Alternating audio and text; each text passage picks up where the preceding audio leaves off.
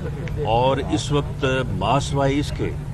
کہ حکومتی وزراء جو ہیں وہ اپوزیشن کے خلاف بد زبانی کریں،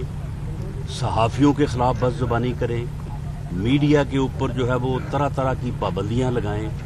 لوگوں کے گھر توڑیں، لوگوں کی دکانیں توڑیں، لوگوں کو بے روزگار کریں، اس کے علاوہ حکومت کا کوئی کام نہیں ہے۔ اور اگر یہی صورتحال جو ہے وہ جس طرح سے پچھلے 4-5 ماہ سے درپیش ہے، اگر یہی صورتحال جو ہے وہ کنٹینیو کرتی ہے تو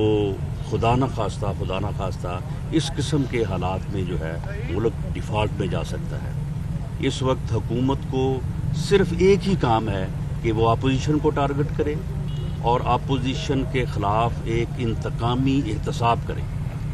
میاں نواز شریف کے خلاف پوری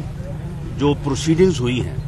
اس میں رپورٹ کرنے والا عام آدمی بھی اس بات کے اوپر جو ہے وہ متفق تھا کہ ان کے خلاف استغاثہ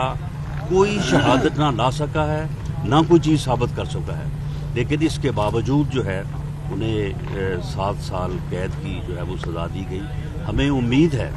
کہ ہمیں انصاف کے جو دوسرے فارمز ہیں، ہائی کورٹ فارم پہ ان کی اس وقت اپیل جو ہے وہ زیر سماعت ہے، ہمیں وہاں سے انصاف ملنے کی توقع ہے۔